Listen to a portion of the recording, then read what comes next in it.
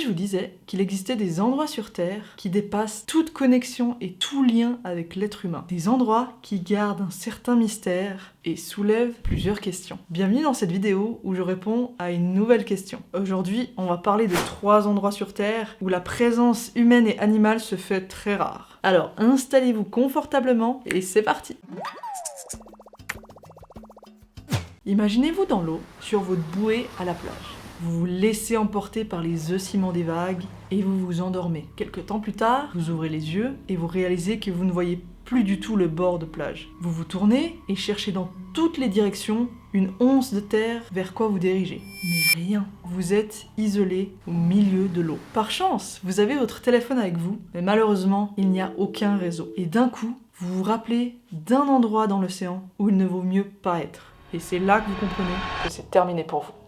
Les coordonnées suivantes vous donnent le lieu le plus éloigné de toutes les terres. Il se trouve à 2688 km de la terre la plus proche, qui sont les îles Ducie, Maher et Motu Nui. Et ce qui est encore plus particulier avec ce point, c'est qu'il est plus proche de l'ISS dans l'espace que de la Terre. La distance entre ce point et l'ISS est de moins de 400 km. Ça veut dire que la distance entre le point et l'espace est 6,75 fois plus courte que celle du point vers les îles. Pour vous aider à intégrer ce que je viens de vous dire, j'ai retranscrit ces distances avec des lieux qu'on connaît un peu mieux. 2700 km, ça équivaut de partir en voiture de Lisbonne, au Portugal, à Prague, en Tchéquie. Ça fait 27 heures de voiture. Maintenant, si je prends les 400 km, ça équivaut plus à la ville de Genève jusqu'à Coire. C'est à peu près la traversée de la Suisse en voiture, qui équivaut à un peu plus de 4 heures de route. Est-ce que là, vous êtes en train d'intégrer l'information? Je vous présente donc le point Nemo. C'est un repère géographique invisible qui est au milieu de l'océan Pacifique. Alors, je vous arrête tout de suite. Le nom Nemo ne vient pas du film Disney qu'on connaît tous, mais il a été nommé en référence au capitaine dans la fiction 20 000 lieues sous les mers de Jules Verne, le capitaine Nemo. C'est l'ingénieur Hervoyer Lucatella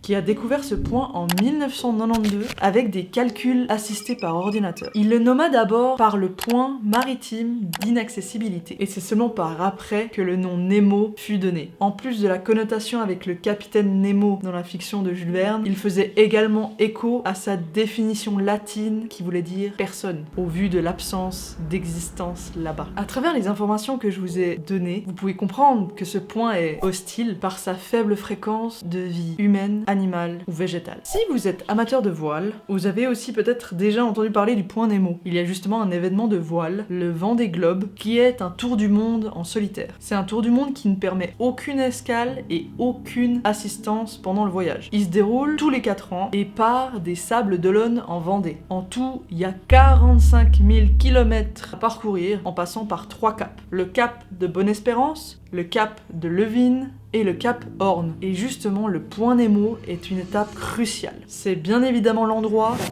personne ne veut avoir un problème. Et c'est exactement ce que Paul Meillat a vécu en 2016 pendant sa course. Il y avait une fissure sur sa quille et il a dû rebrousser chemin vers la terre la plus proche parce que c'était beaucoup trop risqué de continuer l'aventure dans cet état-là.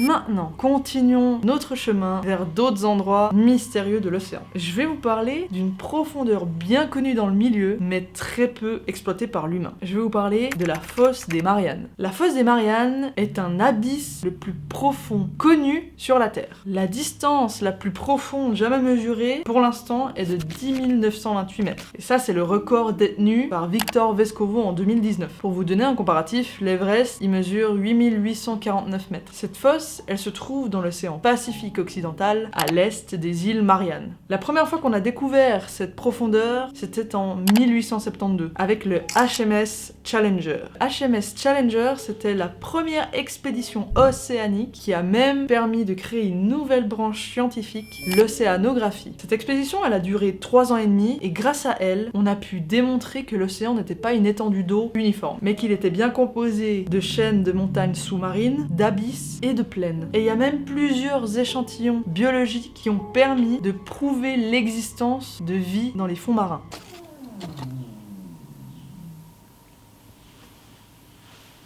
Ça va pas. Cette fosse, elle a été créée par des processus de plaques tectoniques. Et je parle pas de la danse, s'il vous plaît.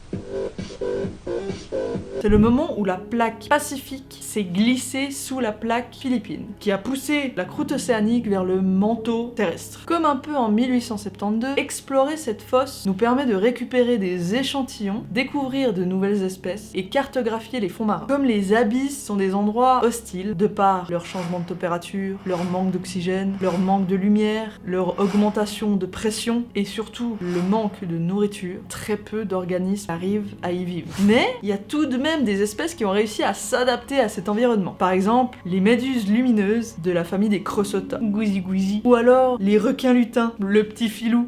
Bon, je vous avoue que là, il est un petit peu terrifiant. Mais attendez, je vais arranger ça tout de suite. Voilà, ça va mieux, non? Ou le Dumbo Octopus, ça c'est mignon, ça. Et après, il y a eux.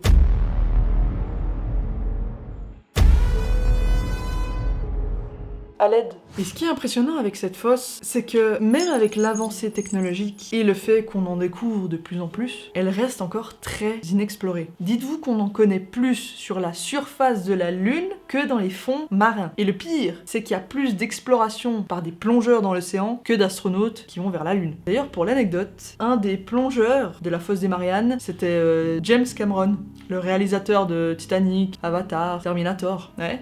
C'était en 2012. Il a plongé jusqu'à 10 898 mètres. C'est très random comme information. Et c'est pourtant depuis 1960 qu'on explore cette fosse plus sérieusement. C'est d'ailleurs le Suisse Jacques Picard et l'Américain Don Walsh qui détenaient le record à l'époque de profondeur de 10 916 mètres. Ils ont descendu à bord du Trieste et ils en découvraient plus sur la vie maritime. Mais par contre, il y avait une découverte qui n'était pas vraiment sur leur carte de bingo. C'était la présence de déchets nucléaires. Au moins, cette découverte a permis de créer des lois internationales qui interdisaient de jeter les déchets radioactifs dans les océans. Donc ça, c'est déjà une bonne chose. Maintenant, avec le temps, on a réalisé qu'il n'y avait pas que des débris nucléaires dans les océans. Comme d'habitude, il y a toujours nos amis, les plastiques. On a découvert du plastique jusqu'à 6000 mètres de profondeur. Selon une étude de 2018, sur tous les déchets qu'on a découverts, le tiers était des déchets plastiques, dont 92% de ces déchets plastiques étaient à usage unique. Je vous remets dans le contexte, la fosse des Mariannes se trouve à plus de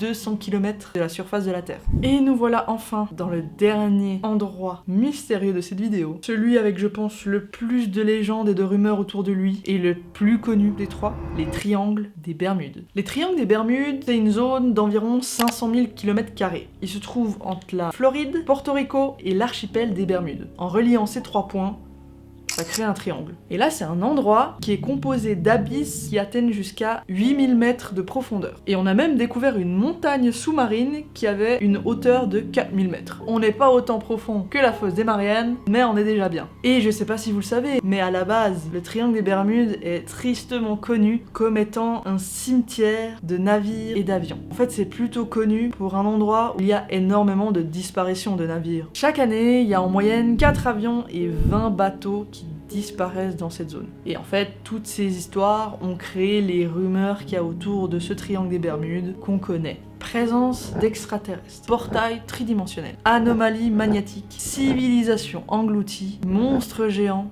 d'énormes hypothèses farfelues en ressortent. La première mention de cette légende est arrivée en 1964. C'est le journaliste Vincent Gaddis qui écrit un article avec un titre un peu aguicheur horrifique, The Deadly Bermuda Triangle. Cet article faisait référence à l'escadrille de l'US Navy en 1945. Il y avait 5 avions qui sont partis pour un simple exercice et ne sont jamais revenus. Il y avait 14 hommes disparus. Peu après, un autre avion est allé les chercher et on a également perdu le signal. Et aucun débris n'a été retrouvé. Et après la sortie de cet article, il y a d'autres histoires qui ont refait surface. Comme par exemple la disparition de l'USS Cyclope, un bateau avec 300 personnes à bord. Il partait du Brésil et n'est jamais arrivé à destination. Et il y avait également des écrits du journal de bord de Christophe Colomb qui expliquaient déjà un peu des problèmes de signaux ou des brouillages de boussole. Mais à part croire à un peu ces hypothèses farfelues, comment expliquer toutes ces disparitions? Alors, il y a aussi plusieurs raisons possibles. Le professeur en biologie Tom Iliffe explique la présence de tourbillons aspirants qui facilitent la perte de contrôle de l'appareil et leur disparition. Il est également souvent mentionné que le triangle des Bermudes est le centre d'activité météorologique assez violente. Entre ouragans, rafales de plus de 200 km/h, tempêtes orientales imprévisibles, tout ça, ça crée déjà des vagues d'extrême violence qui peut atteindre plus de 30 mètres de haut, ainsi que des trombes marines. Et tout ça, en fait, ça augmente les risques d'accidents. Il y a aussi la mention de différents récifs, de différentes profondeurs d'eau, la présence de calcaire qui serait propice à la formation de tourbillons maritimes, une présence de couches rocheuses remplies de magnétite qui pourrait expliquer les différents dysfonctionnements des appareils à bord, comme par exemple les boussoles. Il y a des théories d'échappement de méthane venant des fonds marins lors de secousses sismiques qui pourraient modifier la densité d'eau et éventuellement même intoxiquer les navigateurs à bord de navires. Bien sûr, ça reste des hypothèses un peu plus scientifiques avant, mais ça laisse toujours certaines personnes sceptiques. Mais pour vous rassurer, il n'existe pas vraiment de preuves qui affirment la concentration anormale de disparition à cet endroit. Il n'y a pas plus d'accidents et de disparitions dans cette zone que dans une autre. Il y a l'historien John Rayleigh qui affirmait que c'était pas étonnant qu'il y avait autant d'accidents et de disparitions à cet endroit-là, car c'est un trafic assez dense au niveau des transports maritimes et des différents avions. Il y a un rapport du Fonds mondial pour la nature qui est sorti en 2013 qui affirme que les triangles des Bermudes ne faisaient même pas partie des zones